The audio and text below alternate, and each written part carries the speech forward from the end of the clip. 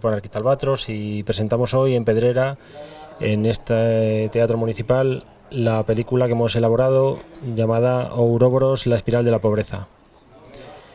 Esto surge de un trabajo de hace unos cuantos años de la encargado por la Secretaría de Formación del sindicato CNT, cuando estaba en Córdoba el Comité Confederal, sobre las instituciones religiosas, que entendíamos que era un problema que seguía vigente. El trato que se tenía el Estado con ellas, el trato que se les da de favor en cuanto a los escándalos que han tenido judiciales y sobre todo la imagen que han transmitido positiva con sus instituciones de caridad. Contrarrestando un poco los otros aspectos de corrupción o de delincuencia directamente, en el que es desde especulación inmobiliaria hasta, como todo el mundo sabe, el tema del robo de niños, en el que hubo imputada incluso una monja, el tema de la pederastia, con el caso de Granada que tenemos ahí al lado. Y en el análisis de qué estaba pasando con esas instituciones de caridad y quiénes estaban detrás, sobre todo, pues surgió una conferencia que empecé a dar a finales de 2012, durante todo el 2013, y de la conferencia la película que hoy vamos a emitir aquí. La película, más allá de la crítica constante de datos que hacía en la conferencia, se centra en dar la palabra a movimientos sociales que ponen en práctica esa otra alternativa, la limosna histórica, como es la solidaridad. La solidaridad entendida como una unión entre iguales, como una herramienta también de lucha contra los orígenes de los problemas que nos acucian. La pobreza no es una fatalidad divina, sino que lo que venimos a decir es que tiene unos orígenes en un sistema económico injusto y unos responsables políticos y económicos concretos que todo el mundo identifica en otra serie de cuestiones, pero en este tema del asistencialismo, de la caridad o de la exclusión social, muy pocos organismos, sobre todo ninguno de ese ámbito de la religiosidad, identifica como responsables de lo que está pasando, señala y combate, por supuesto. También le hemos dado la palabra a una institución como es el Consejo General de Trabajo Social, por medio de su presidenta Ana Lima, porque creemos que fueron valientes a la hora de denunciar cómo desde las instituciones, desde el gobierno del Estado, además de practicar una serie de recortes en materia social, se estaba promocionando a organizaciones que se dedicaban a este tema de la caridad. Y sobre todo se estaba lanzando un mensaje de que la actuación caritativa era positiva. En Televisión Española el ejemplo más flagrante fue la emisión del programa Entre Todos, y ellos lo denunciaron como una parte de una campaña mediática para justificar ese sistema de beneficencia que llamaban incluso sistema de beneficencia preconstitucional, franquista. Creo que las raíces son muchísimo más lejanas que el franquismo, pero el franquismo hizo gala de ello y lo institucionalizó también.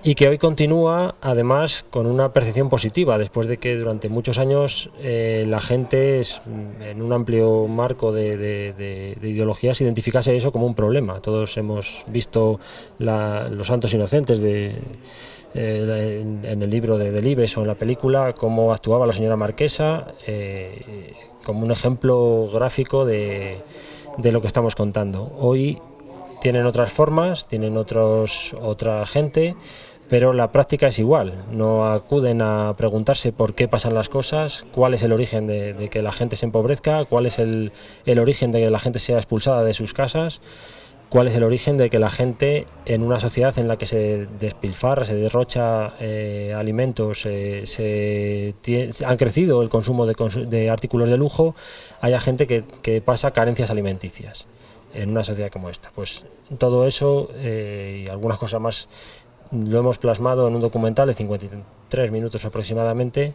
y que estamos difundiendo por muchos sitios del país. Empezamos hoy en Pedrera, un mes bastante cargado porque el sábado acabamos en Gijón, no digo más, pero la semana siguiente volvemos al País Vasco, la provincia de Burgos otras 3 charlas la semana siguiente, a Galicia, etcétera. Vamos a intentar difundirlo por todos los medios posibles que no son muy grandes, pero estamos viendo que tiene repercusión cada vez más. Ahora, Para no alargarnos mucho, que ya vamos tarde. Este es el compañero Julio Reyero y ahora nos va a explicar un poco cómo se rodó el documental, los motivos que inducieron a ello y esperemos que os guste y saquemos buenas conclusiones del tema, que es muy interesante. Bueno, pues en primer lugar agradeceros a todos la asistencia, agradecer por supuesto la invitación al sindicato de la CNT de Pedrera y contaros pues que soy Julio Reyero, miembro del grupo anarquista Albatros, que a comienzos del 2014 impulsó la creación de la película que vais a ver a continuación. Desde el año 2002-2003 más o menos llevo acumulando información sobre las instituciones religiosas y sobre su influencia social. He dado unas cuantas conferencias, algunas que no han gustado mucho, por ejemplo el arzobispado de Toledo, que llegó a poner una querella sobre una de ellas y fue archivada por algo evidente, que era algo que dicen que rige, que es la libertad de expresión. Todos los datos, todo lo que vais a ver a continuación y lo que puedo después enseñaros en las diapositivas está documentado en prensa, en literatura, en ensayos. Y hace 3 años, 4, la Secretaría de Formación del sindicato me encargó, ya que me dedicaba a estos temas, que hiciese, si podía hacer un análisis, me preguntaron si podía hacer un análisis sobre las instituciones religiosas en este país. Eso lo escribí y tuvo como consecuencia la publicación de... aquí está en papel, pero este documento está descargable en internet, en la página cnt.es, en la pestaña de documentos.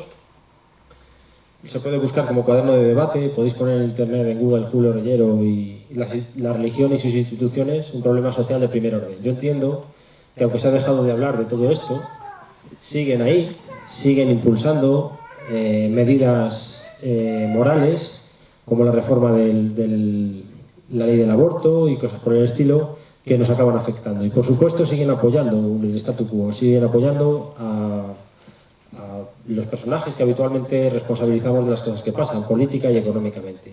Por eso son un problema. Son un problema porque además lo que difunden es la sumisión a esos modelos que luego nos producen los desastres que hemos visto. En el documento hacía 3 partes, lo dividía en 3 grandes grupos. El primero, las relaciones que tienen las instituciones religiosas en general, entre ellas, por supuesto, la Iglesia Católica, a la que dedico una parte fundamental por el peso que tiene y por la influencia en este país, pero también hablo de las minoritarias, las relaciones que tienen con el Estado, los privilegios, las subvenciones que reciben, todo eso. En una segunda parte hablaba de cómo todos esos privilegios, todo ese dinero que les damos del dinero público no se corresponde con la imagen de benefactores sociales que tienen. Y ahí vemos cómo se han comportado en el caso del robo de niños, en los casos de pederastia que están teniendo todavía hoy. Ahí está el caso de Granada.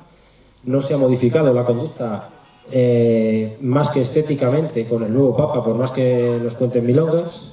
Ahí vemos el caso del nuncio de la República Dominicana, que ha muerto en libertad en el Vaticano sin problemas, acusado de organizar incluso orgías en la nunciatura del Vaticano en Santo Domingo. Nada más y nada menos, el embajador del Vaticano. Y ahí vemos el caso de Granada, donde no destituyen a un arzobispo que ya no es el primer caso que gestiona de este tipo, encubriéndolo, como siempre han hecho. ¿Cómo es posible que todos esos privilegios no se vean refrendados con un beneficio social, sino que cada vez que salta un escándalo están detrás? Escándalos de especulación, incluso inmobiliaria, lo que han hecho aquí con Caja Sur, etcétera.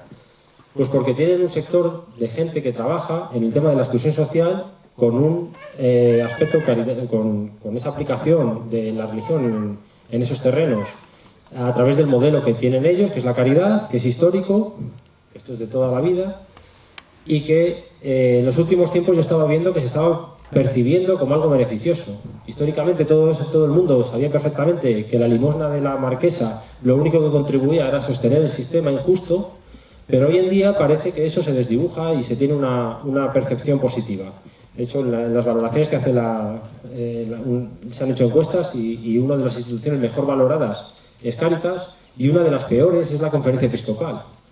cuando si te vas a mirar los estatutos de Cáritas está totalmente relacionado, son lo mismo, es la misma estructura, están ligados por estatutos. Esto se consigue mediáticamente, no hay otra manera de percibir lo que es igual como algo diferente. Me puse a trabajar y a ver quién estaba detrás de ello y, claro, encontré los mismos responsables de los que, si el señor Rodrigo Rato aparece siendo benefactor de cualquier cosa de manera pública, ahora mismo desconfiaríamos. Pues gente como esa es la que está detrás de todas estas organizaciones y, sin embargo, nadie sospecha. Han hecho una buena labor. Eso es lo que me impulsó a dedicar una conferencia específica al tema de la caridad y a quién estaba detrás, sobre todo poniendo el ejemplo de 3 instituciones de lo más representativo: Cáritas, Intermón y el Banco de Alimentos, que en ocasiones como Intermón y el Banco de Alimentos nadie asocia con la Iglesia. De la conferencia, en Badajoz, una de las veces que lo di, una persona dentro del público como vosotros me dijo que su primo se dedicaba a documentales, había documentado el proceso de privatización de la sanidad, el proceso de privatización o de impulso de la escuela privada en detrimento de la pública, y me puse en contacto con él y este es el resultado. Rafael Fuentes no puede desplazarse tanto como le gustaría para haber venido hoy, pero su trabajo lo vais a disfrutar, porque él ha sido el autor de la parte artística y técnica que yo no era capaz de desarrollar. Yo he podido dar ideas, nosotros hemos dirigido un poco la parte del contenido y en la colaboración y con la cooperación de otras muchas personas que han financiado y han aportado trabajo particular a este documental, hoy podemos disfrutarlo. Prefiero que haya ahora mismo ya poner la película y después, a su término, que son 50-53 minutos, no es muy larga, podemos iniciar una ronda de preguntas o acompañarlo de algunas diapositivas de la conferencia que ha dado lugar a esto. Gracias por la atención y podemos ir bajando las luces y reproduciendo el documental.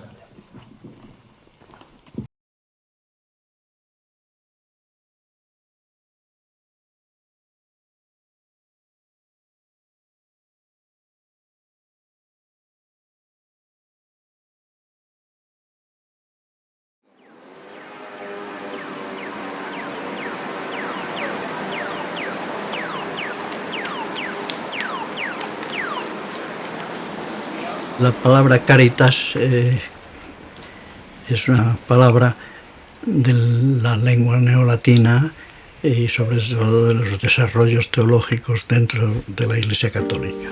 Que esos dos mandamientos fundamentales del judaísmo antiguo, que son amar a Dios sobre todas las cosas y al prójimo como a ti mismo, es precisamente la definición de Cáritas.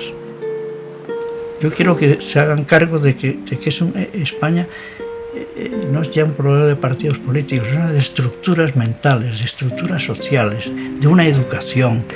De manera que la cruz de los pobres y la cruz de la pobreza en España es precisamente la alusión a una especie de brutal e insoportable círculo vicioso en que los que se consideran ayudas de los pobres son los que fabrican las estructuras en los que nace la pobreza mayoritaria de los españoles.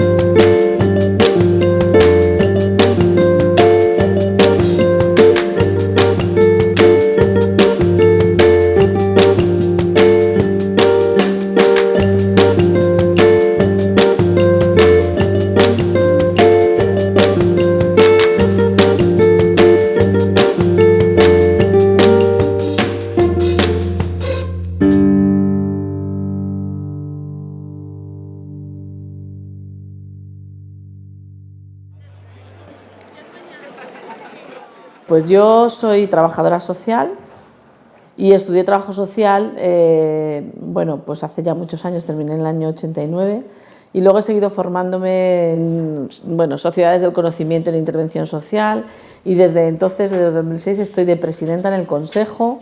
También soy vicepresidenta en el Consejo Español de Bienestar Social. El primer contacto que tenemos con el programa Entre Todos es este verano pasado. Me llamaron de la productora del programa para ofrecerme que fuese colaboradora del programa. Me explicaron que era un programa que iba a ir destinado a la solidaridad y que iban a contar con un panel de expertos. Yo lo vi muy adecuado porque además dije, bueno, pues si se va a hablar de solidaridad social, yo sí que creo que es importante que contéis con la voz de la profesión, y me comprometí a ir. También me dijeron que iban a, bueno, todavía no se había estrenado el programa, que bueno, me invitaban a ver pues, uno o dos programas que iban a estrenarse ya.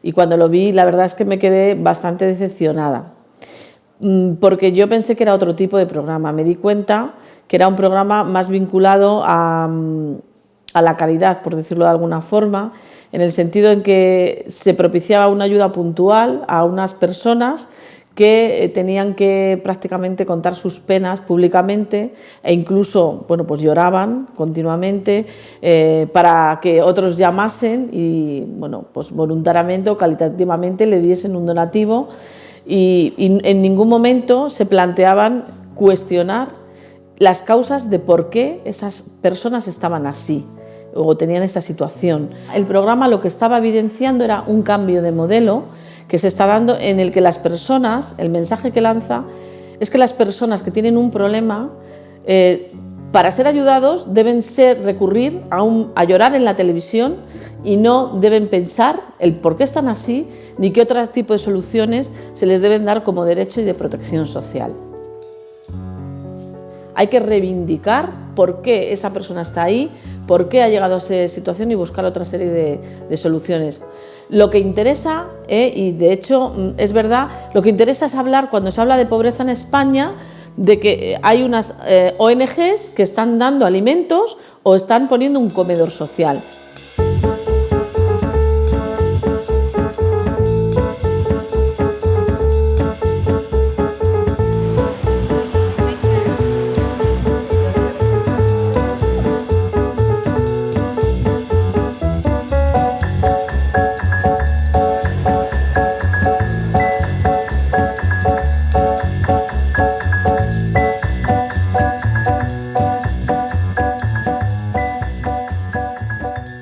Me llamo Ricardo, soy miembro del Banco de Alimentos de 15M de Durban, y estoy aquí por eso, porque estamos llevando adelante esta iniciativa en el barrio, y es una iniciativa que nace de la Asamblea de Tetuán para responder a la situación de muchas familias que conocíamos que estaban pasando por dificultades.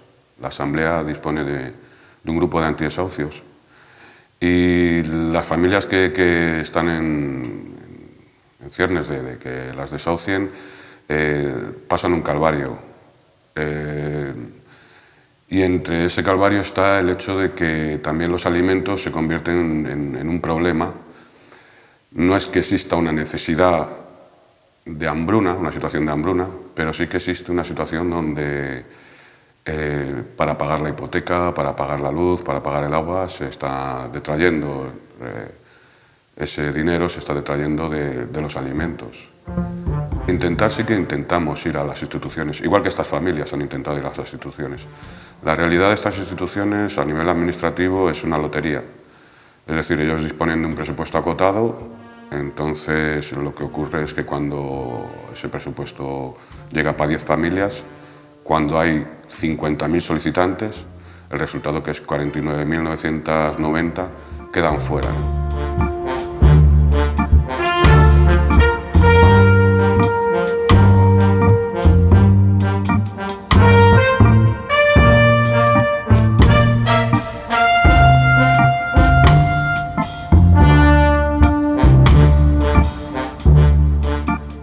En Navidad fue un intento, no fue cuando lo cerraron. Ahora sí que nos lo han cerrado hace unos días, hace una semana, y ha sido sin previo aviso.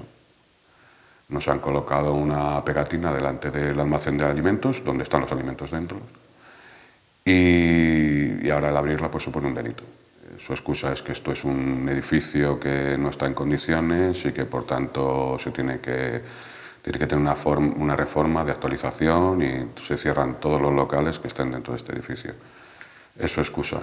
La realidad es que, dada la situación que está viviendo la gente en el barrio, pues vemos inaceptable el que al menos no hubieran tenido la iniciativa de poder intentar hablar con nosotros, sabiendo que hay muchísimas familias que dependen de esos alimentos y que hay muchísimas familias que dependen de esta iniciativa solidaria.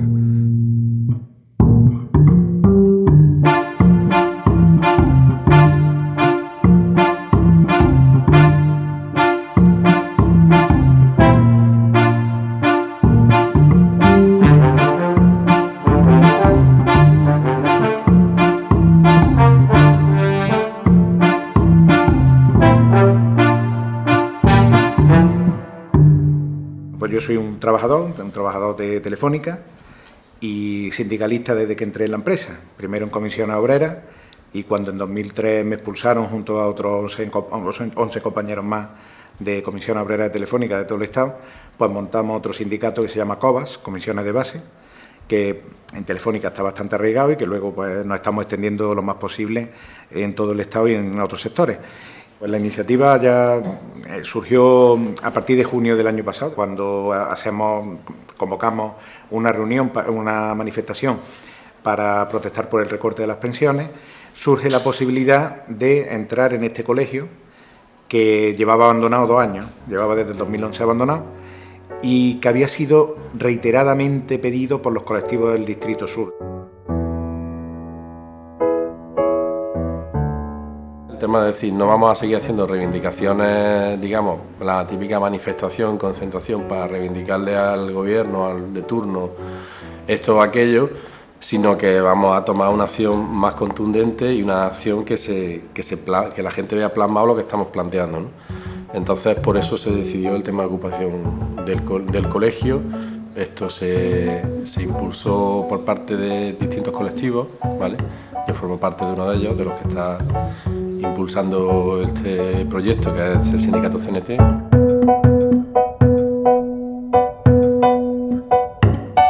Nosotros sabíamos que este espacio estaba abandonado.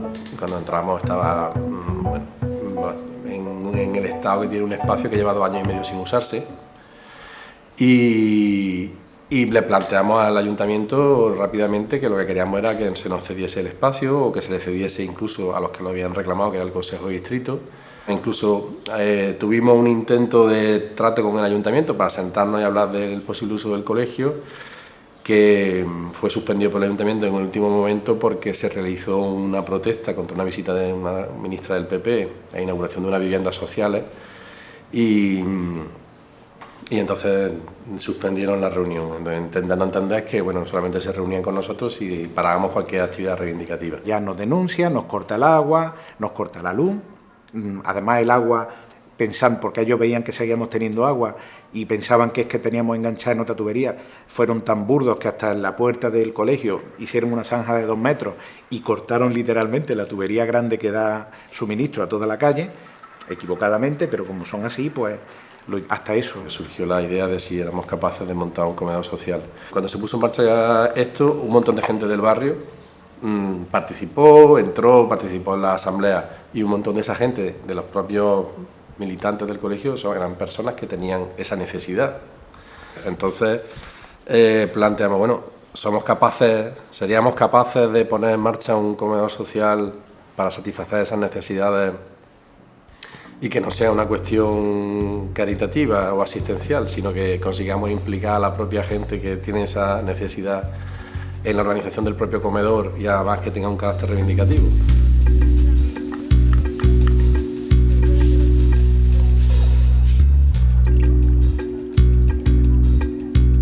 Pues la diferencia principal es que nosotros nos basamos en la solidaridad y en la implicación.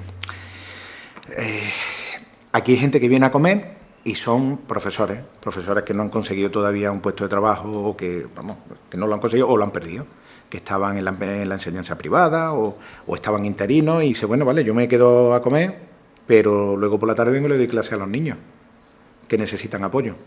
Ahí con el conocimiento de uno está otro aprendiendo y ese que enseña está comiendo con la solidaridad de otro, porque todo lo que comemos aquí es solidaridad. Aquí no, el Banco de Alimentos no nos trae nada, evidentemente. Para el Banco de Alimentos somos la competencia. Literalmente así nos lo han dicho. La parroquia que hay aquí enfrente, fuimos un día a decirle que si tenían a gente que supieran que no tenían para comer, que nos lo mandaran. Y nos dijeron lo mismo. Si no, vosotros sois competencia nuestra. Nos quedamos pasmados porque ¿qué competencia? Porque los comedores sociales de Cáritas, el Banco de Alimentos, tienen mucho de esconder lo que está pasando o de solamente mostrarlo como en momentos determinados para que determinadas empresas muestren sus donativos, etcétera. Pero los usuarios son como prácticamente invisibles, salvo en determinados momentos, programas de televisión que caen ahí en el sentimentalismo, etcétera. Nosotros no hemos llegado a pedir alimentos al Banco de Alimentos, sí que una experiencia como la del campamento, si tenemos constancia, el campamento Dignidad en Extremadura, un poco que nos dio idea de algunas cosas, ellos sí que han reclamado al Banco de Alimentos que a sus comedores sociales les den alimentos.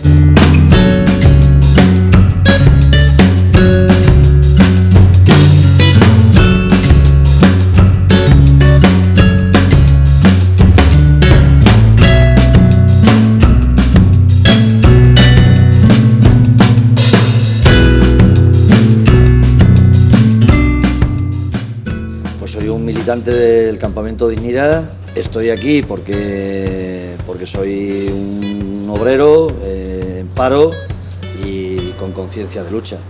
Nos plantamos un 20 de febrero, el 20 de febrero del año pasado, nos plantamos una tarde en la puerta del INEM y dijimos que íbamos a empezar una acampada. Lo que en principio parecía que iba a durar una semana, 10 días, 15 días, lo que en principio parecía que era, pues digamos que una contorsión militante solamente, pues se convirtió en un proceso tremendo de solidaridad popular, tanto en Mérida como en Extremadura, y se convirtió en otra cosa mucho más grande, es decir, algo que nos desbordaba a nosotros, como ocurre cuando se produce un acontecimiento de verdad. De hecho, cuando elegimos el nombre, que lo propuso el compañero Ramón aquella tarde, que está aquí con nosotros, si nos fijamos, empezamos a debatir con el nombre y la primera idea fue ponerle Acampada de los Parados, Ciudad de los Parados. Y sin embargo, cuando Ramón planteó, dignidad, porque lo que estamos luchando aquí es por la dignidad, estamos luchando por la última trinchera y estamos luchando por algo más que por nuestra propia carencia, ¿no? ¿Qué pasó en el campamento? Que había mucha gente que expresaba su solidaridad trayendo alimentos. Había mucha gente que quería expresar su fraternidad con el campamento trayendo alimentos. ¿Qué empezamos a hacer nosotros? Empezamos a ver cómo organizábamos el reparto del excedente. ¿Con quién empezamos a compartir esos alimentos? Con la gente de los barrios de más machacados de Mérida, con la gente obrera parada, con la juventud precaria. Es decir, empezamos a compartir los alimentos y allí nació la despensa del campamento. Es decir, nació como un proceso, como parte de ese proceso de lucha. Y luego nos planteamos una segunda batalla, que es, ¿por qué nosotros no empezamos a distribuir los alimentos, pero como un componente más de la lucha? En ese proceso de aprendizaje nos fuimos al Banco de Alimentos y le dijimos a quienes estaban en el Banco de Alimentos que queríamos participar del reparto de alimentos. Es más, legalizamos los campamentos Dignidad porque tuvimos el debate de si legalizamos, que nosotros éramos muy contrarios al tema del papeleo, pero sin embargo ese debate lo tuvimos y llegamos y legalizamos los campamentos, entre otras razones, fundamentalmente para poder acceder al reparto de alimentos. Pero cuando llegamos allí, ¿qué pasó? Al minuto, la buena señora que dirige aquello, doña Carmen de Aguirre, supernumeraria del Opus Dei, pues ¿qué nos dijo? Pero ¿cómo os voy a dar yo alimentos a vosotros si vosotros tenéis un campamento montado para protestar? Y entonces, buena señora, ¿usted qué pasa? ¿Solo los pobres que no protestan tienen derecho a comer? ¿Solo pueden acceder al reparto de alimentos los sumisos, los que se agachan? Claro, ella no podía decirnos que sí, obviamente, ¿no? Y a los 5 minutos ya nos había dicho la segunda. Ya nos había dicho, Pero vosotros, ¿qué es lo que queréis? ¿Quitarle la gente a Cáritas y a Cruz Roja o qué es lo que queréis vosotros? La tercera cosa que al menos yo creo que hay que señalar de aquel primer acercamiento que tuvimos fue algo que nos enseñó la señora con toda la naturalidad. Cuando estábamos allí, os voy a enseñar el almacén. Y empezó a enseñarnos el almacén, aquí está el arroz, aquí está el aceite, aquí está esto, aquí está lo otro. Y había un montón de cajas, una pila de cajas allí. Y el compañero Ramón le dijo, ¿y aquí qué es lo que hay? Y ella nos dijo, no, aquí estas cajas son para la gente que le da vergüenza. Fijaos el mecanismo tan perverso, tan brutal de división de la gente que se ve obligada a recurrir a las bolsas de alimentos, al reparto de alimentos. Tienen la bolsa transparente para los pobres de toda la vida y las cajas anónimas para la gente que le da vergüenza, que se encargan de hacerla llegar, como ella misma nos dijo, a través de las Cáritas locales. ¿Qué hicimos nosotros? Os cuento para que veáis nuestra experiencia. En octubre repartimos a 45 familias las bolsas de alimentos. ¿Dónde las repartimos? En la oficina de empleo. ¿Por qué? Porque queríamos denunciar que nosotros nos obligan a tener que repartir bolsas, pero que nosotros aspiramos a no tener que repartir bolsas. Que si repartimos bolsas es porque le niegan el trabajo, porque nos niegan el trabajo. Eso fue en octubre, 45 familias. En el mes de noviembre ya eran 171 las familias que participaron en el reparto que hicimos en la puerta del Parlamento. Claro, a los 2 días nos llamó aquella buena señora y nos dijo que no volváis a aparecer por aquí, nosotros no vamos a volver a dar alimentos. Claro, ¿qué es lo que ocurre? Porque algo que no he explicado y que la gente no sabe. La gran mayoría de los alimentos que reparte los bancos de alimentos de la Cruz Roja proceden del FEGA, del Fondo Europeo de Garantía Alimentaria. Es decir, son públicos. Y le dijimos, pero es que tú no eres el Ministerio de Agricultura. Es que yo no voy a dar alimentos. Es que tú eres el Ministerio de Agricultura. Es que estos alimentos son públicos. No los has pagado ni tú con tu dinero. Nosotros, cuando en estas gestiones que hicimos para que nos tuvieran que devolver el derecho a poder participar en el reparto de alimentos que son públicos, hablamos con el presidente a nivel estatal de la Fundación Banco de Alimentos, con don José Antonio Bustos, también supernumerario del Opus Dei, porque el Opus Dei se ha convertido la Fundación de Banco de Alimentos en su cortijo particular, y eso es algo que debe saberse. Y aquel buen señor, claro, ¿qué nos decía? Este señor nos decía, es que estáis haciendo política con los alimentos. Claro, nos cortó el teléfono cuando le dijimos, el que hace política con los alimentos eres tú, que estás todos los días retratándote con el Carrefour y con las grandes superficies comerciales. Nosotros, precisamente lo que estamos luchando es para que no haya reparto de alimentos, porque ahora en Extremadura hay 65.000 familias que tienen que recurrir a las bolsas de alimentos. Y a nivel de todo el Estado, según los datos de la propia Fundación, hay una que tienen que recurrir al reparto de alimentos, que es una cosa vergonzosa. Bueno, nosotros tenemos una relación indirecta con la FESVAL. Un día nos apareció en el correo una carta de su directora de Relaciones donde se nos exigía la retirada del nombre Banco de Alimentos porque ellos lo tienen como marca registrada y si no, pues nos tendríamos que someter a las consecuencias. A partir de ese momento decidimos que no entendíamos el porqué de esa relación. Somos un banco de alimentos, se supone que aunque no estemos en la FESVAL, pues la relación debe ser pues, de fines comunes al menos, y que tendría que haber sido otro tipo de formas el haber tratado con nosotros. Decidimos mantener el nombre de Banco Alimentos y desde entonces pues, ha habido una campaña, digamos, de desprestigio por parte de la FESVAL hacia el Banco de Alimentos de Tetuán. Y por otro lado nos encontramos miembros de la FESVAL en la calle, o que se autodenominan de la FESVAL, que cuando nos encuentran solicitando alimentos a los vecinos llaman a la policía.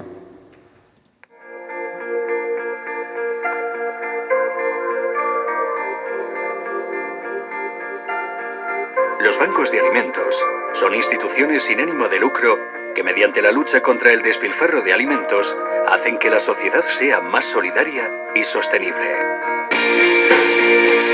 En 1996, los bancos de alimentos formaron la Federación Española de Bancos de Alimentos, FESVAL, para coordinar su actividad y conseguir mayor eficacia en la obtención de alimentos excedentarios. La gratuidad y la transparencia en la gestión, así como su carácter apolítico y no confesional, es el espíritu que define su forma de actuar. Es una organización, una gestión privatizada, digamos. Esto es una forma de monopolizar la solidaridad. Y hasta cierto punto sería válido si no impidieran que otras formas de organización social se pudieran desarrollar. Por lo menos la atención primaria va a desaparecer. Va a quedar un sistema que quieren hacer de copago para el que pueda pagar algo y se le pueda dar un cheque servicio y se le pueda hacer un seguro y pueda más o menos responder. Y toda la parte de la pobreza y la exclusión, que eso es que no es de mercado y no tiene cuota de mercado ni va a ganar nadie nada con eso, se va a ir hacia el tercer sector, la beneficencia, con carácter pues caritativo, asistencial, benéfico o como en ese momento el gobierno de turno lo quiera valorar. Yo creo que se pueden hacer muchos proyectos y muchas organizaciones los hacen, muy buenos, pero que tienen que tener, una serie de requisitos. Podemos montar un proyecto fantástico. Yo he oído cosas como, hay una organización que dice que va a dar alimentos, ¿no? Pero que tienes que enseñar el DNI y si eres extranjero no te corresponde, tienes que estar en el paro y tal. Eso es un proyecto que discrimina a otras personas en un tema básico como es la alimentación. Por ejemplo, yo desde mi punto de vista deontológico ese proyecto no cumple los requisitos para ser un proyecto de bienestar social ni busca la calidad de vida de todo el mundo, busca la de unos pocos. Y hay organizaciones que son más bien organizaciones prestadoras de servicios y que dependen totalmente del dinero de subvenciones del Estado. Y su carácter reivindicativo ahí se afloja mucho.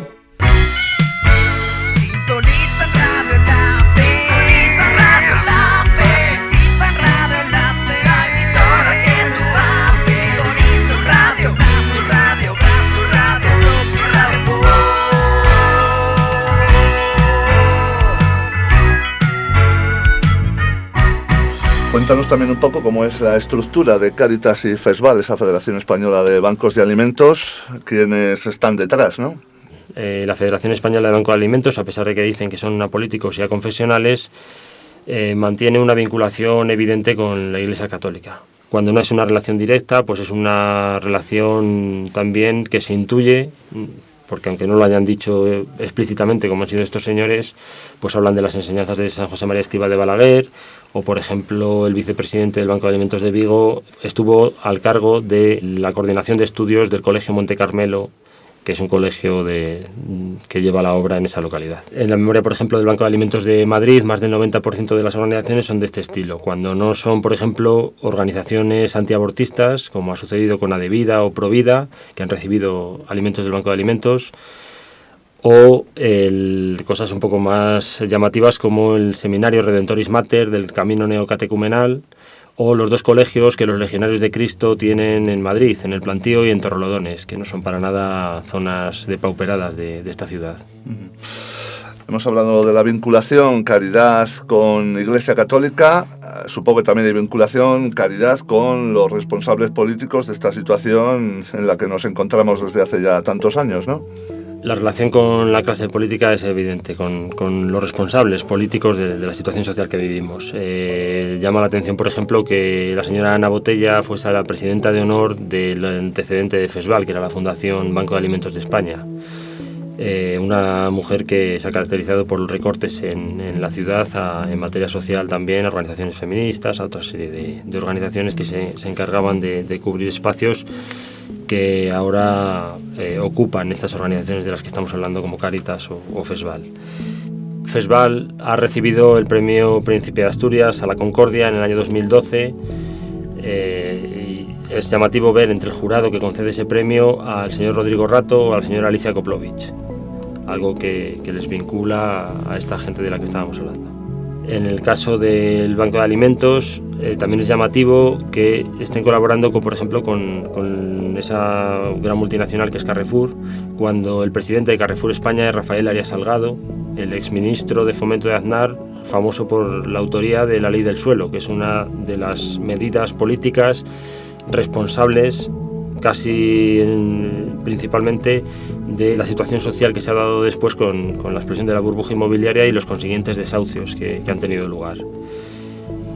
El propio señor Juan Roig fue uno de los grandes impulsores, por ejemplo, de la reforma laboral de la señora Báñez. Esas declaraciones que hizo también en marzo del 2012 sobre nuestra capacidad de trabajo, que había que imitar la de los bazares chinos, o esa desincentivación que teníamos que tener hacia la sanidad, la educación, igual que nos habíamos desincentivado de usar las bolsas de plástico.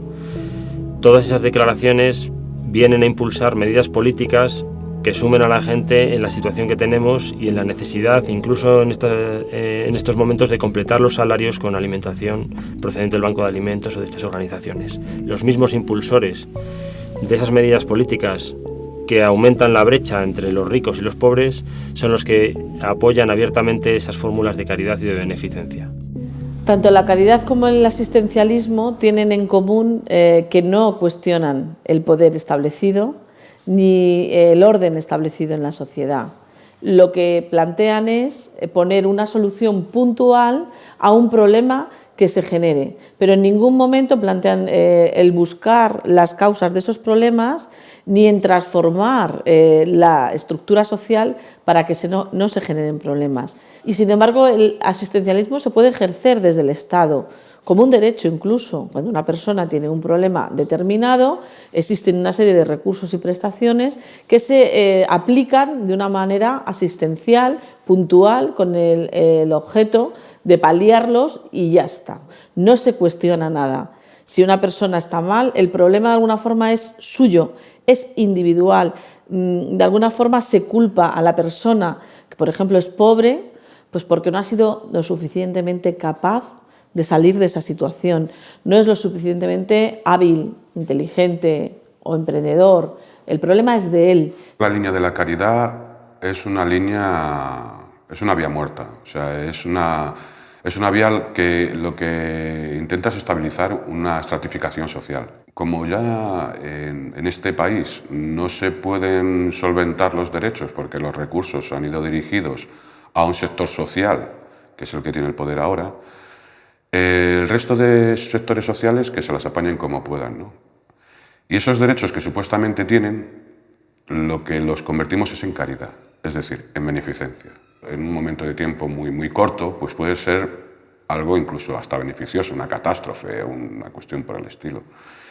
Pero en una situación prolongada, lo adecuado es que exigir que esos derechos se cumplan, exigir que haya un cambio de políticas, etcétera. Vamos, es por otra línea. Más cosas, Julio, que queremos saber. ¿Cómo se está financiando a estas organizaciones caritativas? Supuestamente el Estado tiene un problema con una crisis económica que ha hecho que se apliquen una serie de recortes, según su discurso, en cuestiones sociales. Pero desde el dinero público se está financiando generosamente a estas organizaciones, aunque una parte grande procede de fondos privados, de donaciones privadas.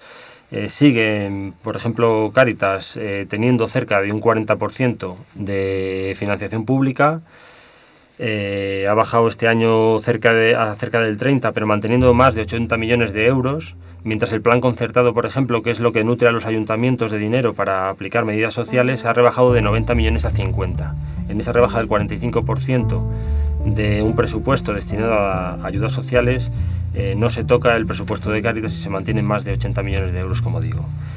No solo es eso, fue polémica la actitud de la Comunidad de Madrid por parte de Ignacio González al mando cuando le dona cientos de viviendas del IBIMA, del Instituto de la Vivienda de Madrid, a Cáritas, ejemplificando lo que estoy diciendo, el trasvase de viviendas como derecho, viviendas de protección social, que es para lo que se genera para lo que está el IBIMA, hacia la beneficencia, un objeto de caridad que no puede ser reivindicado.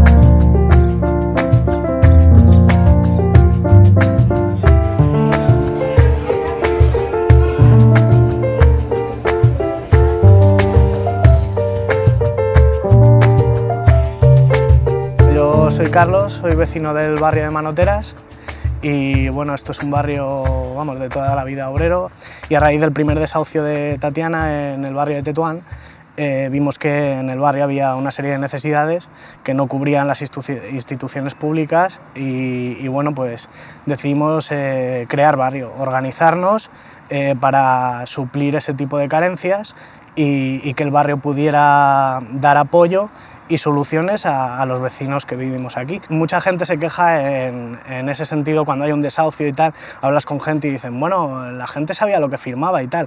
Ya, pero la situación económica no era la misma. Seguramente una familia trabajaban padre y madre, tenían 3, 4 hijos y podrían afrontar los gastos que podía ser una hipoteca o el alquiler de una vivienda pública o de una vivienda de promotora inmobiliaria o particular. Pero claro, la situación ha cambiado. Ahora pues hay mucho paro, la gente se ha quedado sin trabajo y entonces a raíz de eso surge el problema de perder la casa. Nosotros no hacemos un trabajo asistencialista, nosotros no viene una persona y nos dice, oye, tengo este problema de vivienda y de repente ya nos volcamos y lo intentamos solucionar. No, no. Nosotros te apoyamos, pero tú tienes que dar el apoyo que necesitan otras personas que están alrededor de esa asamblea. Bueno, todos sabemos que instituciones como el IBIMA o la MV tenían una deuda de escándalo, han tenido una deuda y la siguen acumulando. Esto no es cosa del azar o de una mala gestión de una manera involuntaria, no, no. Aquí hay unos intereses de que lo que quieren precisamente es que ese tipo de instituciones caigan y vayan a pique para poder justificar luego que una empresa privada venga y diga, bueno, pues gestiono yo esto. Y el tema de Bankia es el ejemplo perfecto. O sea, Bankia ha recibido una serie de dinero público enorme. Y ahora, en principio, que bueno, empieza a tirar un poco para adelante la cosa y todo eso, nos enteramos que parte de la gestión se la han vuelto a vender a Goldman Sachs, que fueron precisamente esos señores o esa empresa que nos llevó a donde estamos. Entonces, claro, dinero público inyectamos, pero luego, cuando está más o menos la cosa saneada, volvemos a confiar en los que nos han metido en el hoyo. Estamos en la Asociación de Vecinos de Manoteras. Y yo estoy aquí porque pertenezco a un colectivo de vivienda. Llegué a ellos porque estoy pendiente de un desahucio de IBIMA. Firmó contratos con amortización a compra que a 50 años pasaban a ser del titular y como los titulares fallecen antes de 50 años porque los firmaron con gente que tenía 60 o 70 años, pues no hay titular, ese contrato queda anulado. Cuando fallece el titular y a toda la gente que vive en la vivienda la echan a la calle. El contrato lo firmó mi abuelo. Les expropiaron de Fuencarral, por donde pasaba el M30. Tenían una casa, les hicieron esta que les decían que eran para 5 años porque son casas prefabricadas, con materiales perecederos hechas para 5 años. Y llevan 53, que los firmaron con gente que no sabía leer ni escribir. No hay ni una sola cláusula, solamente hay una cláusula que dice que todo lo de ese contrato está sujeto a las leyes que haya en vivienda social en el momento. Mi abuelo falleció, de mis abuelos pasó a mi madre y ahora que yo he pedido la subrogación, IBIMA me deniega la subrogación porque no admiten en vivienda social terceras subrogaciones, cuando tenían que haber relojado a la gente hace 40 años. Ese paso del tiempo es tu problema, no mío. Tú tenías que haber cumplido con mis abuelos hace 45 años. Yo, por ejemplo, mi madre murió 4 meses antes de que la casa se escriturara. Y se supone que no nos pertenece nada. No nos pertenece ni quedarnos ahí a vivir. Habiendo pagado. Habiendo pagado, pues eso, menos los 7 meses que faltaron hasta que se murió, que los pagué yo, luego dejaron de cobrarme los recibos y todo, porque a mí me tienen declarada ocupa, a mí me tienen denunciada en el juzgado y todo. En la vivienda que ha sido mi casa desde de toda la vida y la de mis abuelos. Y con una penalización de no poder pedir vivienda social hasta que yo abandone la vivienda 2 años después. O sea, que es que no es solo que te echan a la calle, no te dejan ninguna opción. Cáritas es a donde recurre la gente que está en la calle, pero es que Cáritas ahora no da nada. Yo no sé qué hacen con esas viviendas que dicen que reparten. No, y es que además yo creo que eso tendría que repartirlo alguien que supiera en verdad quién lo necesita. No el gobierno que lo dé a quien ellos quieran, se tendrían que dar a colectivos que saben que esta familia está en esta situación, que esta está en otra situación. Eso es la gente que tendría que repartir esas viviendas. He hablado con todo el mundo, nos hemos reunido con el viceconsejero de Vivienda Social, hemos hablado en IBIMA con los mandatarios de turno, con todo el mundo. Pero de momento no hay solución.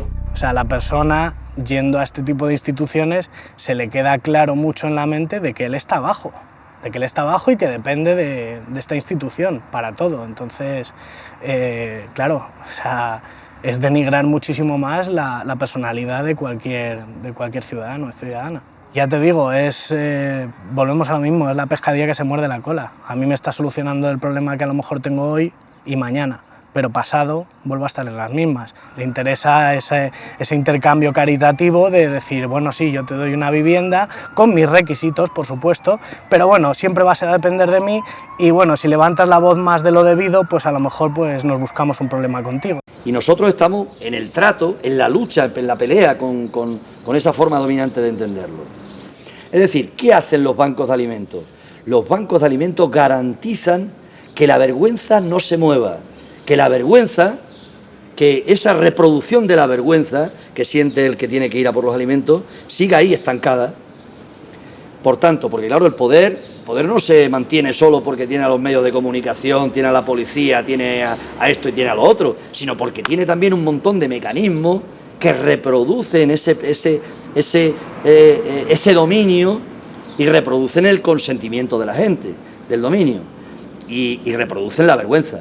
Aquí estamos muy satisfechos de los 6 meses por un montón de cosas, pero la cosa que más nos satisface es a los que somos activistas de hace mucho tiempo.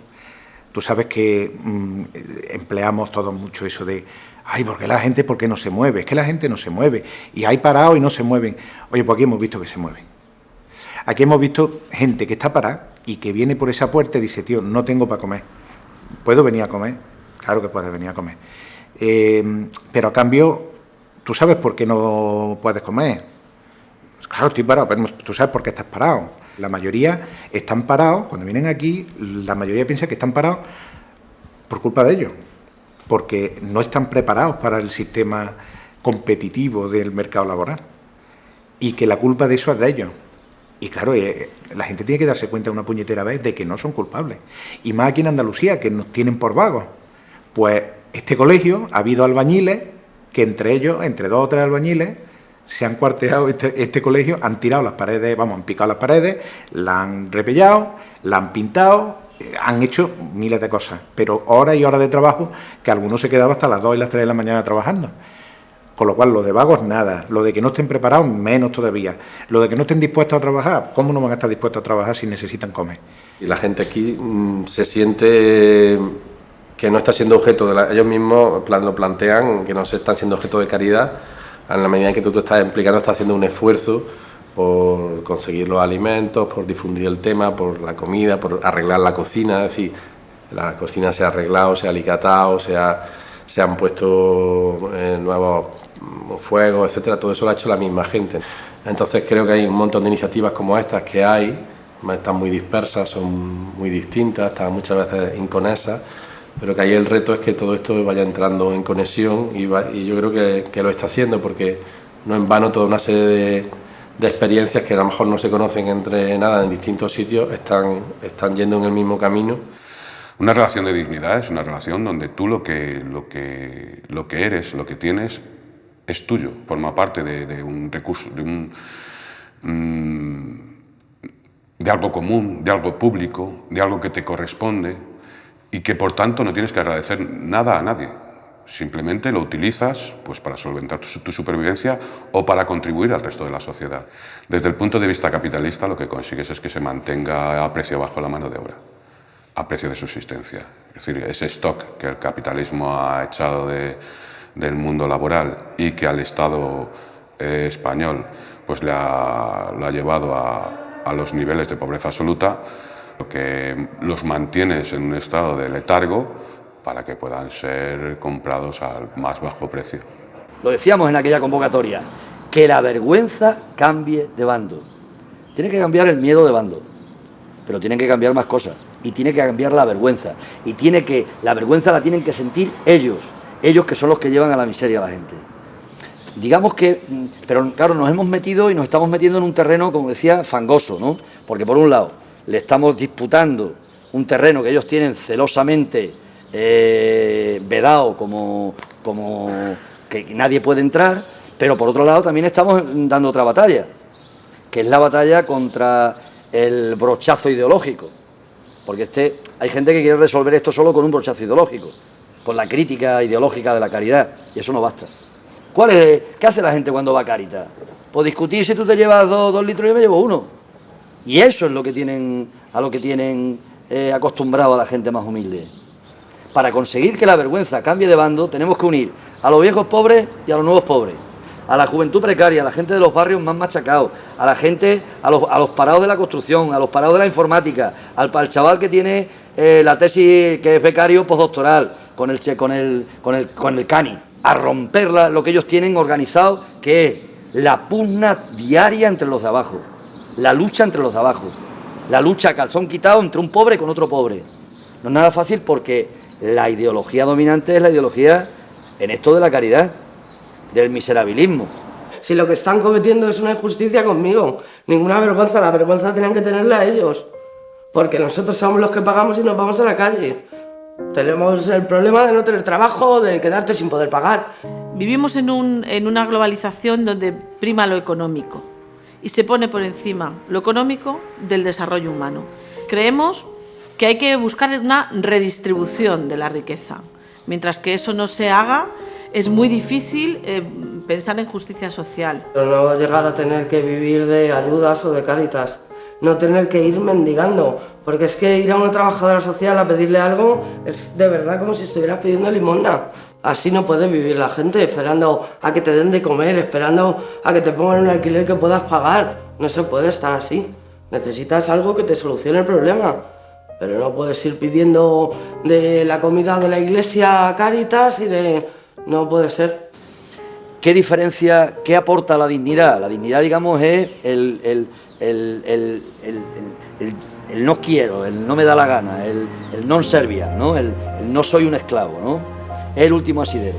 Y es también la negación de la propia condición de mercancía. Fijaros dónde nosotros nacimos, tiene mucho que ver con la dignidad. Bueno, pues nosotros nacimos porque nos negamos a ser reducidos a mercancía que tiene precio. Es decir, negamos nuestra condición de mercancía, de mercado de trabajo, de ser la mercancía que se vende en el mercado de trabajo. Para que haya autonomía tiene que haber una liberación de las necesidades materiales, para empezar.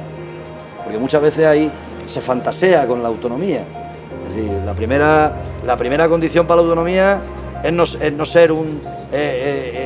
ser un pobre que tienes que estar todo el día buscándote la vida y mendigando como el chusco, ¿verdad? Es decir, eso que decía Rosa Luxemburgo, tan bonito, ¿no? Hay que elevarse por encima de los estrechos horizontes del pan cotidiano, pero decimos nosotros muchas veces, ¿no? Pero sin levitar del pan cotidiano, ¿no? Es decir, el agua, el derecho al agua, a la luz, al gas, a la vivienda, al trabajo. Necesitamos concienciación, bajar a la calle, hablar con los vecinos, y eso requiere un tiempo, volver a juntarnos, volver a asociarnos. Desde que está la OFIAM, la verdad es que nos podemos dar con un canto en los dientes, pero la verdad es que todos los casos que la persona ha querido luchar hasta el final, nunca la han echado de casa. Si la han echado de casa, se ha buscado una alternativa. O sea, hay alternativas y hay maneras de ganar, y nosotros lo estamos viendo en estos años. Ahora mismo estamos en Manotera, es un barrio de 2, 3, 4 manzanas, que a lo mejor te pones a plantearte, vamos a luchar contra Ibima, y lo ves así como decir, vamos, es un dragón de 3 cabezas, que vamos a hacer 4 vecinos de un barrio de 4 manzanas. Pues se consiguen las cosas, Esto funciona, que el apoyo mutuo vale, y que aunque el enemigo es muy grande, somos muchos y todos juntos vamos a ser más grandes que ellos siempre. Nada más.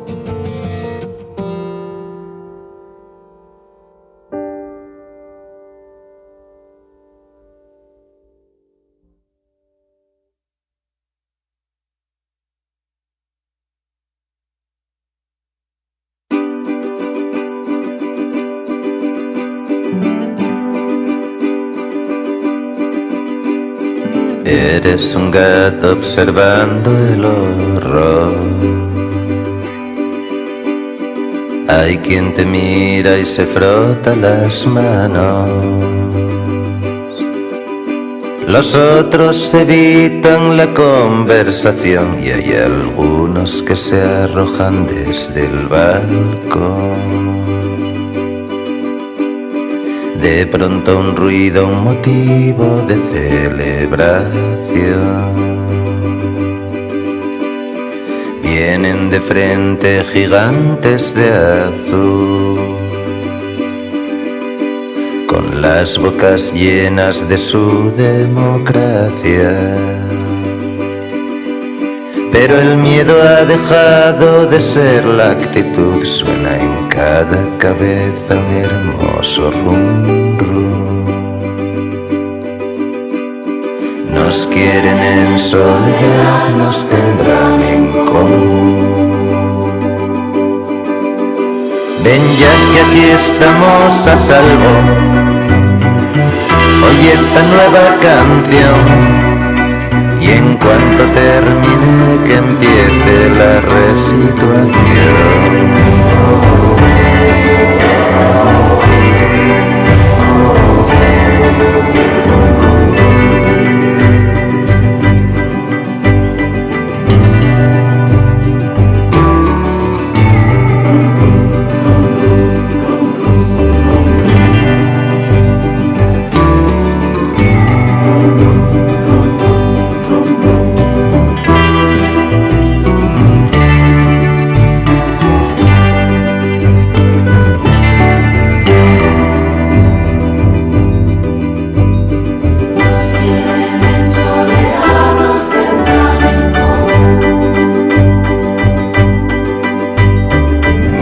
Y admira que hay en la ciudad. Dicen que es un elefante varado. Algunos lo llaman el circo mundial y hay quien acude a diario allí a vomitar. No hace hoy un día precioso para explosionar. Ven ya que aquí estamos a salvo. Oye esta nueva canción. Y en cuanto termine que siga la resituación.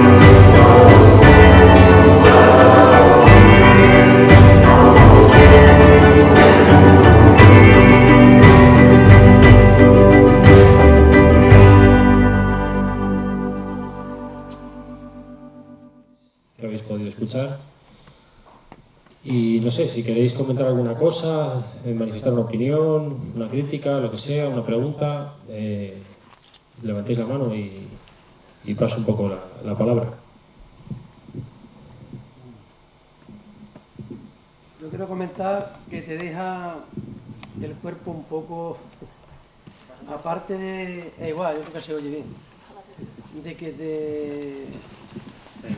Y aparte de que te llena de rabia, de ver lo que está pasando, lo que está sucediendo, también te deja un poco con los ánimos por los suelos, ¿no? Porque escuchas comentarios de esta señora del piso, lo que le han hecho con ella, esto, que yo creo que tenía que servir para lo que han dicho la mayoría, para que la gente saquemos la rabia de dentro y seamos capaces de reaccionar a este circo, este teatro que están montando, que tienen montado, y que es, como dice la película, un oblóbulo, un círculo vicioso, que es como la pescadilla que se muerde la cola. Empieza, llega a la punta y vuelve a empezar en el mismo sitio. Sí, el testimonio un poco de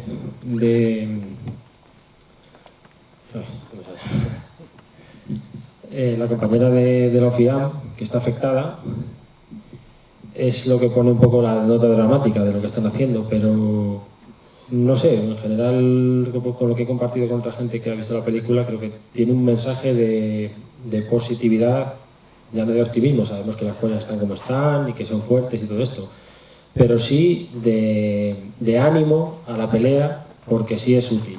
no está todo perdido ni mucho menos, es una constante. También el Ouroboros, aparte de esa pescadilla, o sea, lo he utilizado por las dos cosas, aparte de ese sistema cerrado, ese sistema cíclico que hace que las cosas se perpetúen y que las mismas familias que han estado gobernando este país en 200 años no hayan cambiado prácticamente.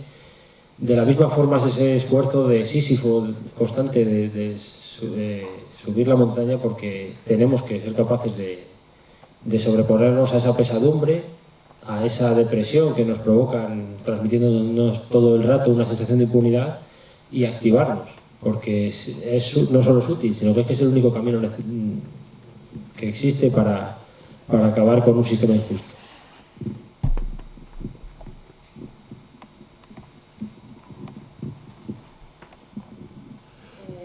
Yo quería preguntarte que, claro, nos presenta un poco cómo la gente se organiza y tal, y el tema del banco de alimentos, que es por la solidaridad y tal, ¿cómo se gestiona realmente? ¿Como un banco del tiempo? ¿O porque la gente llega a colaborar? Si son gente que está en mala situación, ¿cómo se levanta un colegio? Porque hace falta medios, materiales.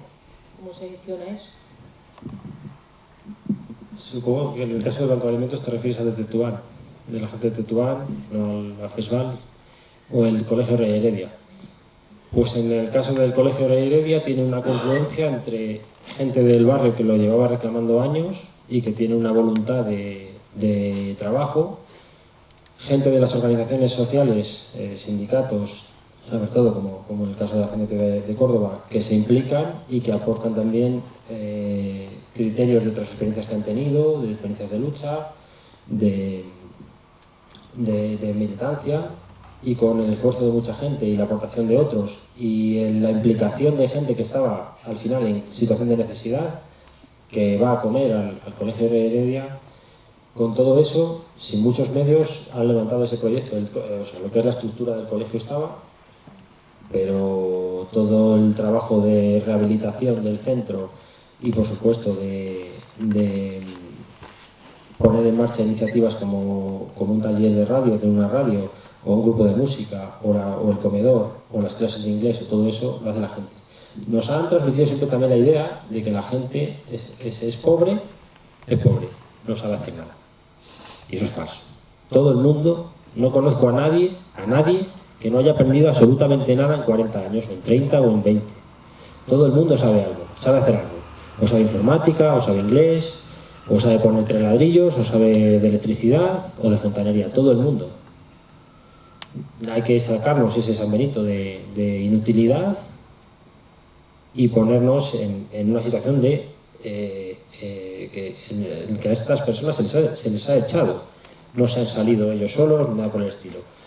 Las decisiones que se toman te pueden afectar, puedes tener más habilidad para sortear los peligros, pero evidentemente las zancadillas las pone el sistema que tenemos, donde ya deciden de antemano con porcentajes qué parte de la población sobra. Y ahí caen, hay gente que cae que no cabe. Entonces se trata de volver a darle a esa persona la dignidad que tiene, la capacidad que tiene, como tal. Y es lo que han hecho allí. Lo que han hecho en Tetuán es igual. No han partido de ir a salvar a nadie, en el sentido de montar un banco de alimentos y esperar que venga la gente a comer. Han intentado impedir los desahucios de personas concretas que ya se resistían a ese desahucio, que tienen una conciencia de que ellos no han cometido ningún delito y sobre todo no se les puede privar de un bien básico. Y sobre ese principio se enfrentan a los bancos, a quien sea, gente que está especulando con bienes de primera necesidad, como es la vivienda. En ese proceso de impedir los desahucios se dan cuenta de que la gente está dejando de comer. Hace poco, ha sido en Madrid, había una persona que había sido objeto de desahucio y estaba implicado en este tipo de organizaciones, y claro, decía, yo me he encontrado con dos cosas: el que deja de pagar la hipoteca para comer y entonces dice que me vengan a echar, pero yo tengo que comer y come, y el que está dejando de comer para pagar la hipoteca. Eso no lo han estado contando como era. Nos siguen diciendo el anterior señor de la Comunidad de Madrid que los niños estaban gordos y por tanto no había ningún problema. El señor Maruenda todos los días dice que aquí no se coge cosas de las basuras. Yo no sé qué debe vivir, en el barrio de Salamanca no lo debe coger, pero vamos, donde yo vivo sí. y duerme la gente en la calle en cartones. En fin. Todo eso, estuvimos presentando la película en Tetuán y después esto se grabó a lo largo del 2014. Bueno, de la mitad del año para adelante fue el proceso de montaje y elaboración de la película, pero las entrevistas se rodaron entre abril y mayo y junio.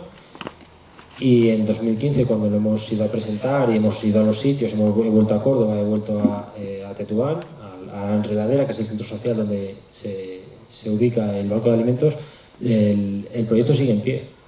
Y en el caso de la Enredadera es especialmente satisfactorio para mí, porque he comprobado que el 70% de la gente que participa no tiene un origen en este país. Tiene una implicación normal, sin ningún problema de militancia, con gente de 17 nacionalidades distintas. No es un problema de frontera, ni de cultura, ni nada de eso. La comida es igual en todas partes y todo el mundo se aloja en una casa.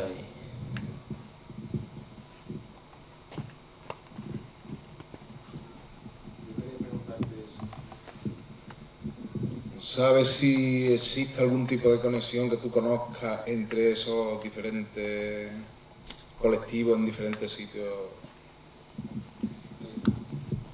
Pues lo dice el compañero de Córdoba, que era un reto a ir superando, que hasta el momento, y yo hasta que tenía conocimiento de la película, sí se había tomado contacto entre los campamentos de dignidad de Mérida y la campada de dignidad de Mérida y lo que hicieron en Córdoba. Y entonces muchas partes de eso se involucraron en aquello de las marchas de la dignidad y han tenido comunicación de experiencias, de reuniones para ver cómo lo han hecho unos, otros, ayudas. Eso sí ha ocurrido, pero es verdad que hay muchas otras cosas que han quedado inconexas porque ahí tenemos una carencia evidente.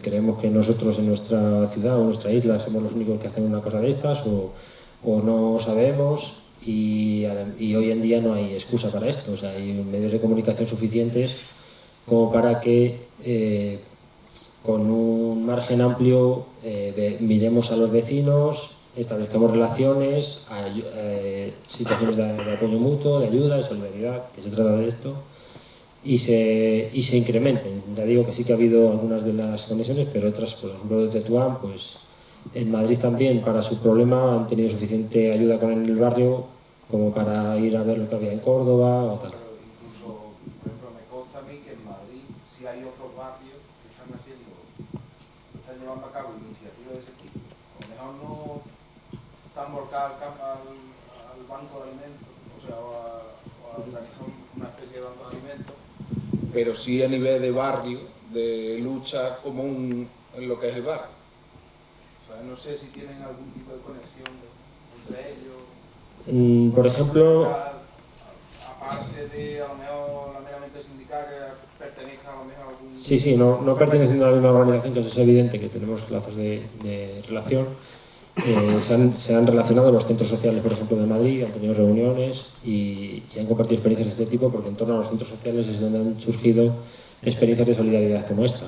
Igual que ha sucedido ahora después con el tema de la ayuda a los refugiados sirios, que por encima de las instituciones ha habido un montón de centros sociales de Madrid que enseguida se han volcado en hacerlo.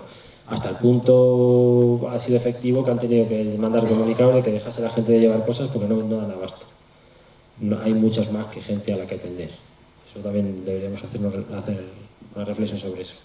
Y luego, por ejemplo, también he sabido que en otro aspecto, por ejemplo el de las radios libres, que también es un aspecto comunicativo, que tal, ahí sí estoy viendo que hay mucha más relación. De hecho, hace muy poco ha habido un encuentro en el País Vasco de radios libres y luego gente que está, las entrevistas en radio que he hecho, me dicen, pues esto lo ponen luego en Radio Almenara en Granada, o esto lo ponen en Radio Clara en Valencia, o esto no sé qué. Y la gente está colgando los programas en internet, y entonces ahora cualquiera con un ordenador desde cualquier sitio puede configurar una parrilla de radio con esas otras radios y cogerlo directamente y ponerlo y tal, o hay redes concretas de gente que ya hace los programas en común desde diversas ciudades.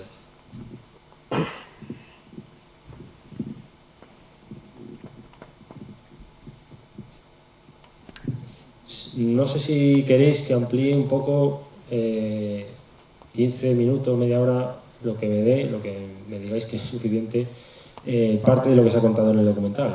He dado en hablar a los movimientos sociales, pero la parte en la que daba algún dato, por enseñaros de dónde surge. Lo intento hacer deprisa, a no ser que queráis alguno más intervenir, contar alguna cosa. Os enseño algunas de las diapositivas que han dado lugar al documental. Si esto funciona bien.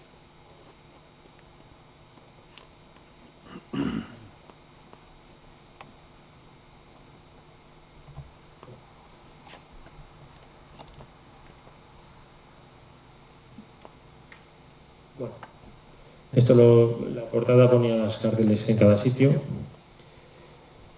Esto es a lo que me refería, por eso fuimos a entrevistar a Nalma. En prensa aparece que desde el primer programa, desde el programa piloto, los servicios sociales, el Consejo, que es la agrupación de los colegios profesionales de trabajadores sociales, cargaron contra el programa Entre Todos. En un comunicado que pusieron en su web,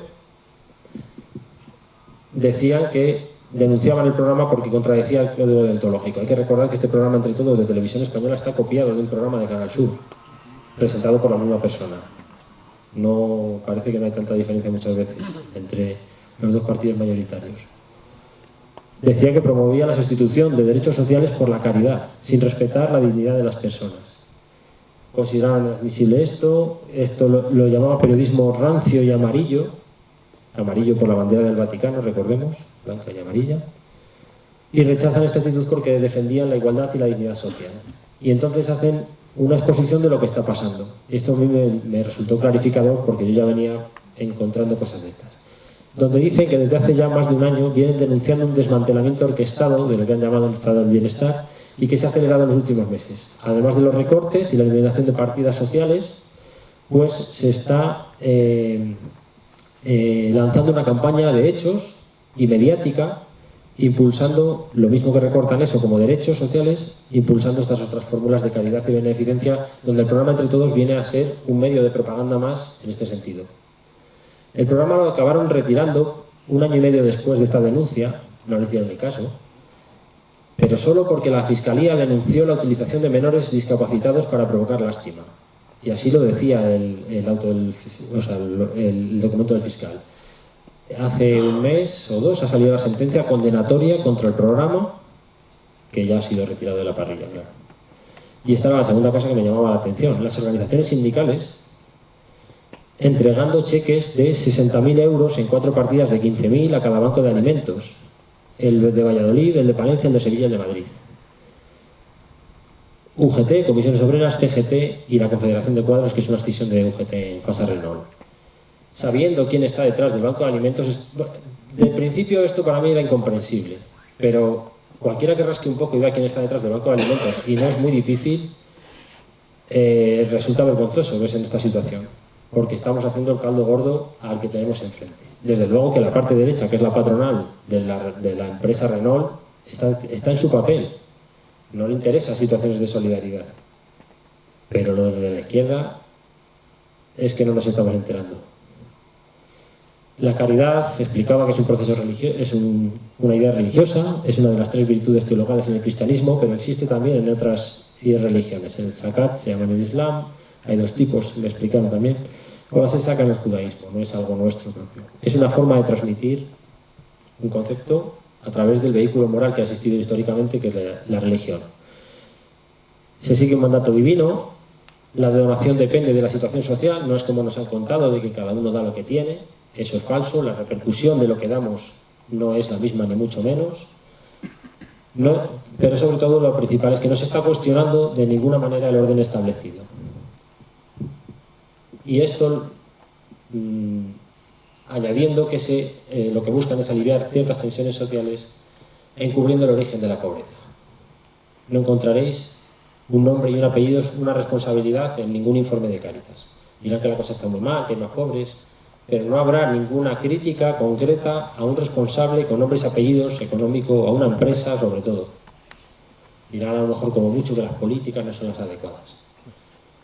instrumento de la caridad divina y el objeto de la acción de otros. No hay ningún papel reservado para la persona que recibe eso. En la figura que he pasado rápido antes, todos habéis identificado seguramente a la Madre Teresa de Calcuta, pero nadie sabe quién es la otra persona, ni importa. A ellos no les importa. El rol es completamente pasivo, no tiene nada que hacer. Es un objeto de la acción, como ponía al principio, del otro. Está para que el otro se gane el cielo, dicho de manera más llana. Eso sí, necesita someterse al modelo social y desactivar cualquier respuesta que tenga. No puede exigir esa comida, no puede exigir esa casa. La actitud que veías de agachar la cabeza y abrir la boca para que le alimenten, eso es lo que se busca. Y por supuesto alguien que te suministra necesidades básicas para tu supervivencia, lo que hace es provocar la reducción de las barreras que normalmente tenemos de desconfianza hacia gente que viene con otras ideas o con otros preceptos religiosos. El fin fundamental también de la caridad es un adoctrinamiento religioso. Es normal estar agradecido a quien te alimenta o quien te acoge cuando no tienes nada de eso. Galeano, que se fue hace poco, decía que la caridad es humillante porque se ejerce verticalmente desde arriba. La solidaridad es horizontal e implica respeto mutuo. Bueno, hacía un repaso aquí de lo que han dicho los papas en encíclicas, pero voy a pasar un poco por alto, defendiendo constantemente el poder, la propiedad privada, como se hace en la Rerum Novarum, la división de bienes, es decir, que unos tengan mucho y otros poco. Todo esto está sancionado, es decir, está asentado en encíclicas del Papa Infalible, que es el anterior, y de León XIII, que encima de esto lo llaman la primera encíclica social, donde hace una defensa de la propiedad privada brutal. En fin, Oscar Wilde decía esto. Él lo había visto. Había visto cómo la misma gente que se moría de asco durante la semana en las fábricas textiles de Manchester, por poner un ejemplo, luego era atendida por los comedores sociales o por las acciones caritativas de las mujeres de los empresarios en esa sociedad victoriana del siglo XIX. Y decía esto, que era inmoral usar la propiedad privada a fin de aliviar los terribles males que resultaban de la misma institución de la propiedad privada, que era inmoral e injusto. 117 años antes. En fin, y para explicar, para poner un ejemplo de todo lo que estaba diciendo, miraba a ver si se correspondía con lo que están haciendo estas organizaciones. La primera, Cáritas. Fondos privados, esto lo sacaban en el documental, en torno a un 60% y en torno a un 40% los fondos públicos. Evidentemente, con las campañas de propaganda que ha habido estos años, ha aumentado el número de donaciones privadas, pero nunca ha bajado de 80 millones los fondos públicos que se destinan a esta organización. Con 80 millones de euros se hace mucho. No es su acción, o sea, no se lo debemos todo. Claro, luego aparece quién está donando esos fondos privados. Y entonces aparecen los grandes donantes. Amancio Ortega, el dueño de Inditex, hace la mayor donación que se ha hecho nunca a una ONG de una sola vez. 20 millones de euros. 20 millones de euros que suponen portadas en todos los medios de comunicación, prensa, radio y televisión. Eso, los 20 millones de euros, hecho el cálculo del patrimonio que tiene este señor, es como si cualquiera de vosotros que tuvieseis 1.000 euros hubieseis donado 50 céntimos. Si ese día estáis generosos y donáis 1 euro, el doble que Amancio Ortega respecto a vuestro patrimonio, ya os aseguro yo que no os lo va a agradecer nadie. A esto me refiero, porque sí importa la situación social a la hora de hacer una donación. A no ser que tengamos ya, claro, esa visión de que Dios lo ve y nos lo va a agradecer en la otra vida. Pero claro, 20 millones no salen de ningún sitio, salen de alguna parte. Y este señor no trabaja, que yo sepa.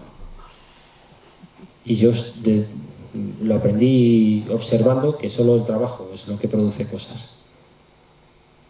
En Argentina y en Brasil tiene denuncias, decenas de denuncias, por condiciones de semiesclavitud en naves que exportan el 90% del textil a Europa.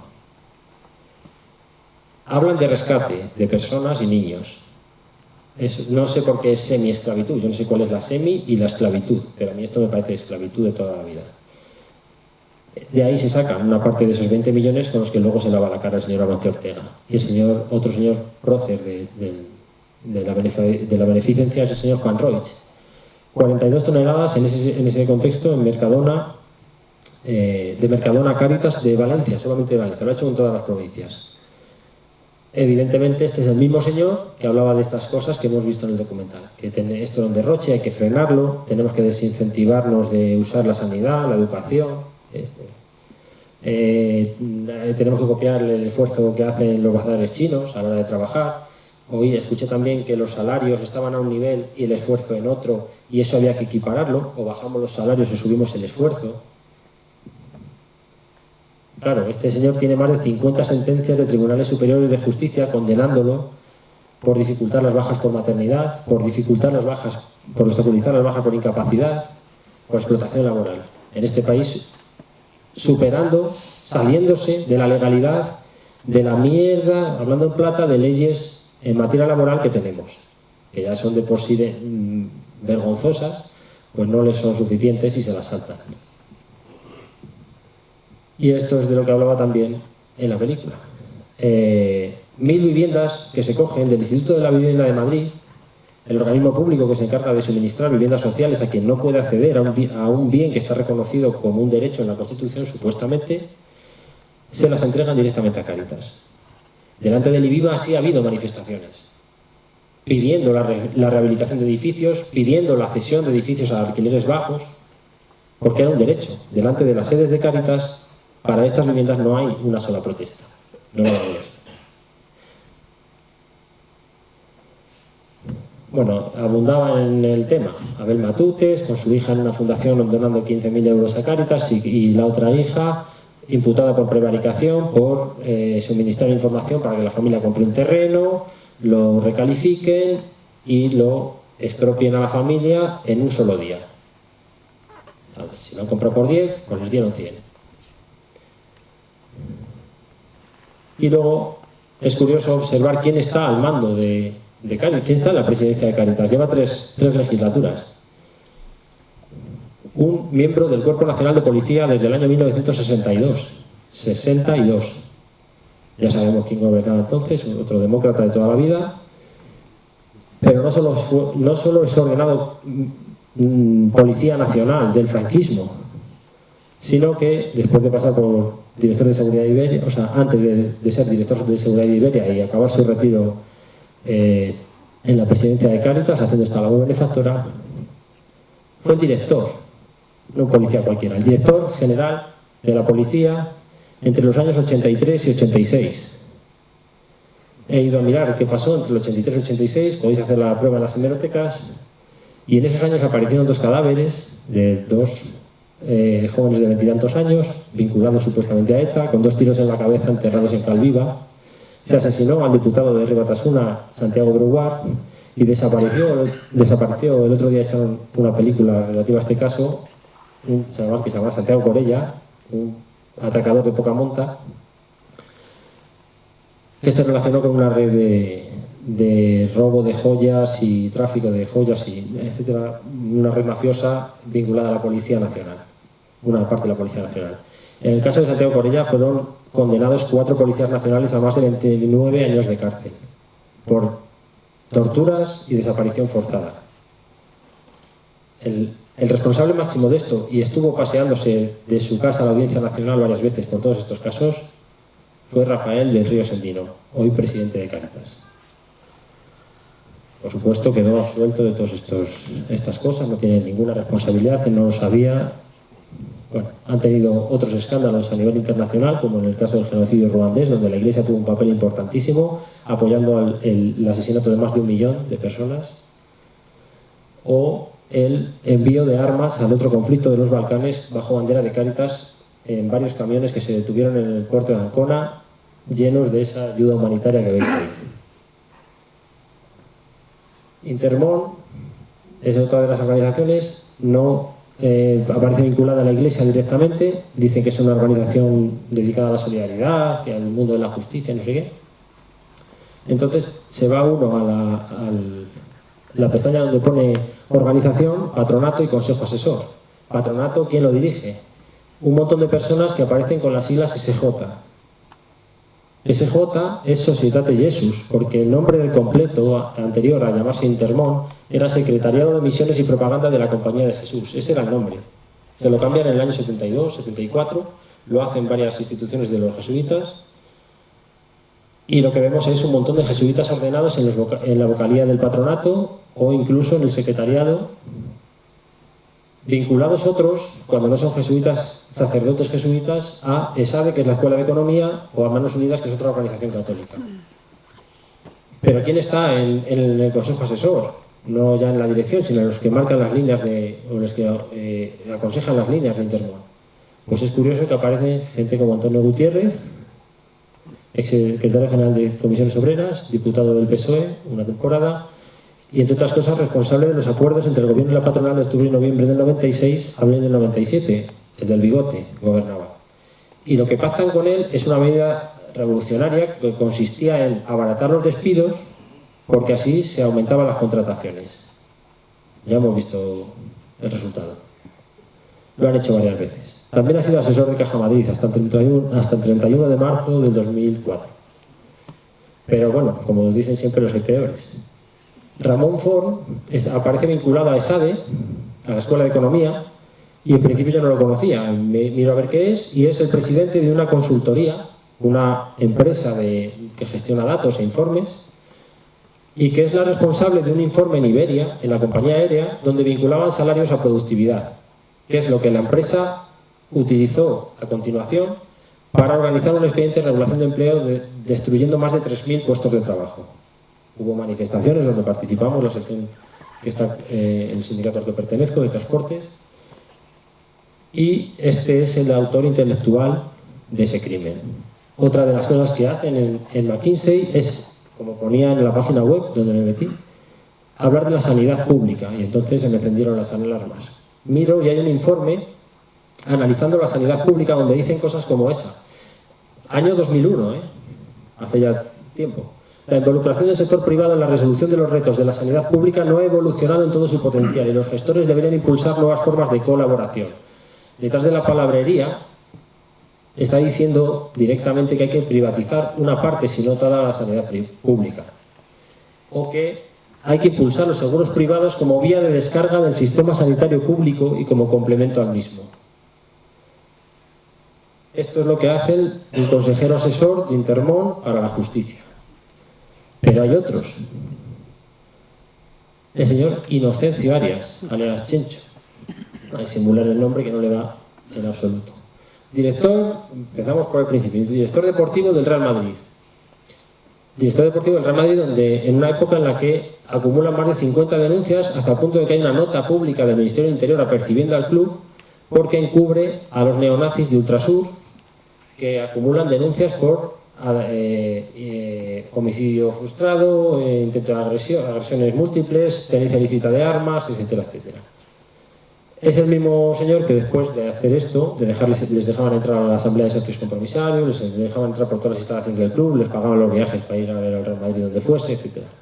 Este es el que luego decía, con las manifestaciones de rodea al Congreso el 25 de septiembre, que eso era una manifestación fascista. Sabía de lo que hablaba, parece, con sus amigos. Pero es que fue también el embajador en la ONU que defendió esa operación fantástica de mandar tropas a Irak para dejarlo pacificado como es ahora, que es una democracia completa y pujante. Aquello dijo que estaba totalmente justificado y que tenía base jurídica legal para matar a la gente en esa cantidad y dejar el país hecho un solar. No sé cuál es la base jurídica, pero bueno, algún día lo contará. Pero sigue hablando de las operaciones militares en las que estamos involucrados, como lo de Afganistán, defendiéndolo y poniéndolo en una situación, incluso, o sea, en un nivel incluso de valentía o de orgullo. Lo dice que sería una cobardía irnos de allí. Este es el que está también aconsejando a Intermón por la paz. Y luego, otra cosa más sorprendente, el ministro de Fomento de Aznar, al igual que lo fue su padre de Franco, Rafael Arias Salgado, después de una conversión, aparece en ese gobierno como ministro de Fomento al lado de su colega, ministro de Economía, flamante, Rodrigo Rato, una foto que siempre digo que da bastante miedo. Álvarez Cascos, Rajoy de ministro de Interior, Aznar, Mayor Oreja, Esperanza Aguirre de Cultura, recordemos, hay que tener memoria. ¿Y qué hace ese señor de ministro de Fomento? Pues la ley del suelo, que es uno de los impulsos más grandes que ha habido a la especulación inmobiliaria, que la burbuja inmobiliaria se dispara. Nos han dicho que la economía es una ciencia, salen todos los días expertos, y hay una ley fundamental de la economía que dice que si tú aumentas la oferta, el precio de la demanda baja. Bueno, pues eso es lo que hicieron. En base a esa ley, tan fantástica y tan natural, aumentaron el suelo urbanizable por todas partes. Se edificaba hasta donde no se podía, como sabéis. Y eso hizo que la vivienda desde el año 99 en adelante bajó un montón. Lo sabéis también. Pero no solo le dio tiempo a hacer eso, lo que le dio tiempo a hacer es a su amigo Rodrigo Rato, le dio tiempo en esa misma legislatura a privatizar Aldeasa, las tiendas de duty free, las tiendas de libres de impuestos de los aeropuertos españoles. Hoy digo, desde diciembre del 2012, antes de ayer, como quien dice, estas tiendas de libres de impuestos en los aeropuertos los gestiona una empresa que se llama World Duty Free Group España, la sección española de World Duty Free Group. ¿Quién preside World Duty Free Group? Rafael Arias Salgado. Aquí nadie ha dicho nada, más allá de esa noticia en prensa. Y claro, no solo se dedica a eso, tiene mucho tiempo libre este hombre y preside Carrefour España. Por eso no es extraño que, siendo consejero de Intermón, en los supermercados de Carrefour encontréis líneas de los productos de comercio justo, que para mí es una contradicción absoluta. Que una gran superficie, que es el máximo intermediario vampírico en la cadena del productor al consumidor, se dedique a mover productos de comercio justo, que se supone que es lo contrario de eso, que tienden a llevar todo al productor para no asfixiarlo. Claro, esto lo ha hecho también Sol Meliá. La gente de Intermón ha llegado a un acuerdo con los hoteles de esa cadena, con la familia Escarrer, que es una de las 10 fortunas más grandes del país, para vender café de comercio justo en esos lujosos hoteles, centros de esparcimiento, campos de golf, que tienen América Latina, en gran parte de Centroamérica, y que en muchos casos están dejando sin abastecimiento de agua potable a las poblaciones de allí. Y entonces nos encontramos con que los mismos que utilizan esos productos supuestamente para beneficiar a esa gente, les están haciendo la vida imposible negándoles el agua potable para su negocio. Con lo cual esto es una perversión que lo único que encubre es un lavado de imagen. Y por último, los bancos de alimentos, la FESVAL. Esto no existía. Yo acabo viendo, empieza a surgir por todas partes, y me acuerdo, porque había hecho otro trabajo sobre la acumulación de propiedades, que había denunciado el tema de GEScartera, y cuando sucedió el tema de GEScartera, una sociedad de inversión en bolsa de capital variable, que cuando falta el dinero empiezan a ver que está allí todo perro pichichi y hablando mal de la política del momento, el señor Mariano Rajoy, de ministro de Interior, metiendo el dinero del Colegio de Huérfanos de la Guardia Civil, la señora Ana Botella, presidenta de honor de la Fundación Española de Banco de Alimentos, metiendo el dinero allí, y estaba la plana mayor, estaba el señor Montoro, en la plana mayor del PP, que todavía están ahí, estaban en el caso GEScartera. Cuando ya suena el Banco de Alimentos de entonces y hay esta señora está involucrada, a mí me genera desconfianza. Yo en mi casa no la dejo entrar, a no ser con la policía en una orden judicial, pero se ve que, además de la relación como presidenta de honor de esa organización, o de los antecedentes de esa organización, mejor dicho, Fundación Española del Banco de Alimentos, luego montan una fundación en cada ciudad y una federación de esas fundaciones, que es lo que hoy se llama FESVAL. Pero desde entonces ya están impulsados por la clase política hegemónica del momento y inyectando ahí un montón de dinero público, que es con el que han empezado a hacer la beneficencia. Y después la repercusión social ha hecho que empiece a haber más donaciones privadas. Les dan el premio Príncipe de Asturias. Y tengo que irme a ver esa revista que se llama Hola, en internet, para encontrar una foto con Rodrigo Rato sentado en el tribunal que les concede ese premio. Rodrigo Rato está preocupado por la gente que pasa carencias alimenticias en este país. Mira. ¿Y la monarquía? ¿La Fundación Reina Sofía? ¿Donando camiones preocupadísimos? ¿Los que viven precisamente de que una parte de la gente esté excluida están preocupados? Creo que no. Entonces está pasando algo. Claro, y cuando pones el presidente, cuando pones José Antonio Bustovilla, que es el que estaba, lo han cambiado hace un mes, tengo que mirar a ver quién es el nuevo para actualizarlo. Pero este señor ha estado un montón de años. José Antonio Bustovilla, que es el del que habla Manuel Cañada en el documental. Como veis, al poner su nombre, lo primero que me sale es una entrevista en una página tan poco sospechosa de nada como es opusdei.es. No se ocultan demasiado, no es tan secreto. Pues ahí él mismo habla de las enseñanzas de San José María Escrivá de Balaguer, de que un sacerdote próximo a la obra lo montó en Barcelona, etc. Y entonces, claro, empieza a ver la sombra alargada de esta organización en todos los lados. Porque es que es el del medio, es el actual presidente del Banco de Alimentos, de la Fundación Banco de Alimentos de Valladolid, José María Zárate, donde dice en la entrevista que es socio supernumerario del Opus Dei, igual que el de la derecha, que es Mariano Posadas, que fue el anterior, y que también dice en la entrevista el mismo que es supernumerario del Opus Dei, en la página opusdei.es, no tengo por qué dudar.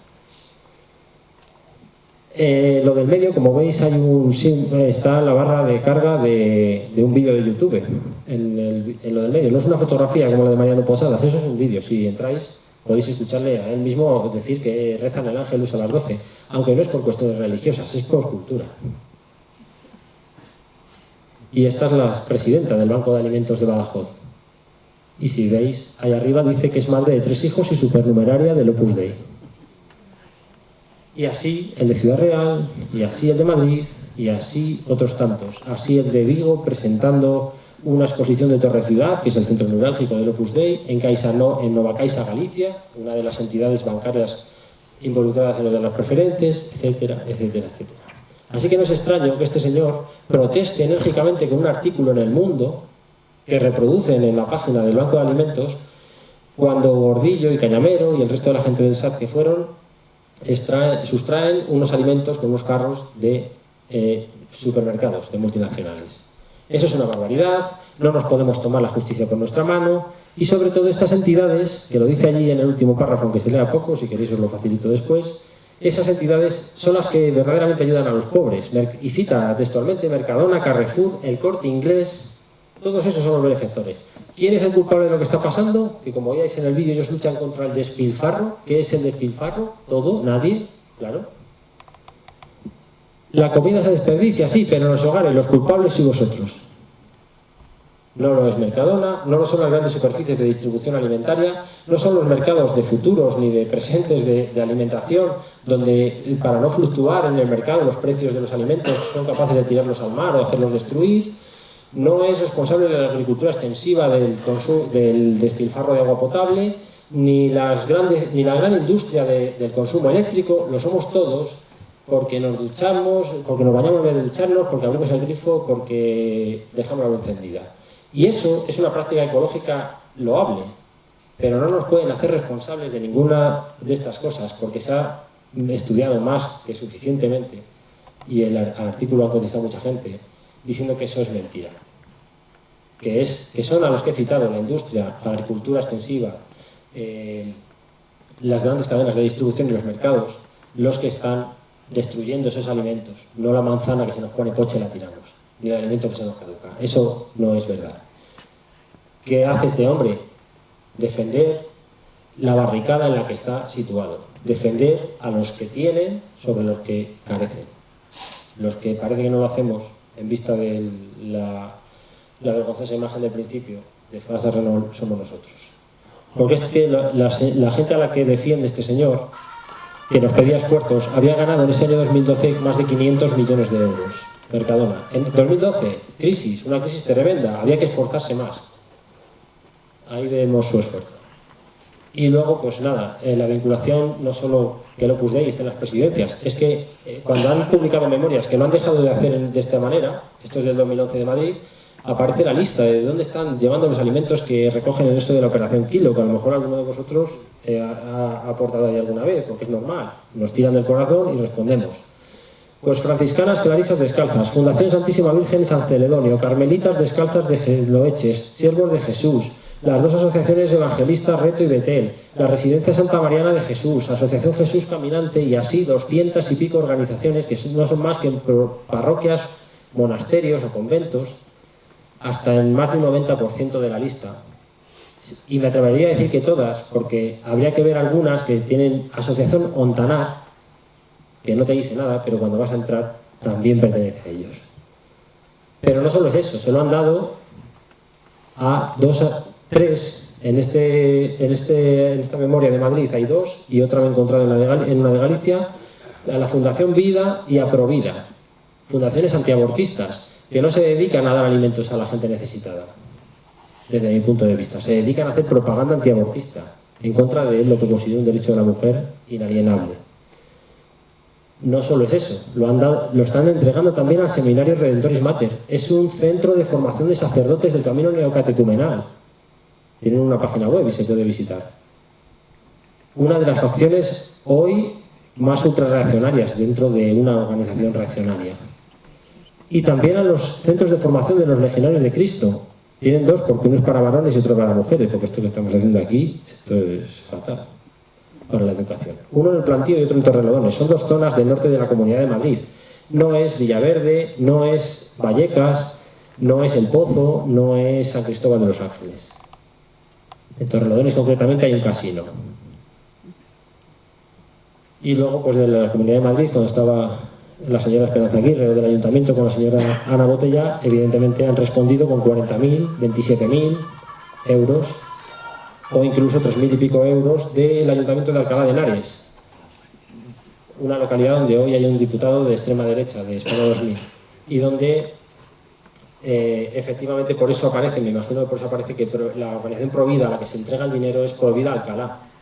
Es muy fácil que esos 3.000 euros hayan ido íntegros a esa organización. En fin, que lo que venía a decir es que estas instituciones religiosas han defendido y defienden el statu quo, no nos pueden a estas alturas engañar, que muchas ONGs están encubriendo su religiosidad porque se puede ver afectada por casos como el de Granada, por casos como el de Córdoba, de Peñarroya, o otra serie de abusos sexuales que han quedado, han dejado en entredicho a la Iglesia Católica en cómo se toma esto. No termina de asumir que sus miembros son iguales que el resto a la hora de enfrentarse al tribunal. Ellos dicen siempre que solo pueden ser juzgados, por lo menos así lo ha dicho el obispo de Granada, por Dios. Los responsables y los beneficiarios de la situación que está pasando están detrás también de las organizaciones que supuestamente ayudan a los pobres. Y lo están porque la caridad está contribuyendo a sostener el sistema, al no cuestionar el origen de la pobreza, que en muchos casos está en su actitud, está en su modo de vida. Por tanto, lo que están defendiendo es su modo de vida. Y en fin, esto sí me parece que también yo caía un poco en la crítica exclusiva de la caridad. No he tenido una involucración directa en una iniciativa de asistencia directa y de toma de conciencia de esa gente, pero sí considero como caridad que es necesario.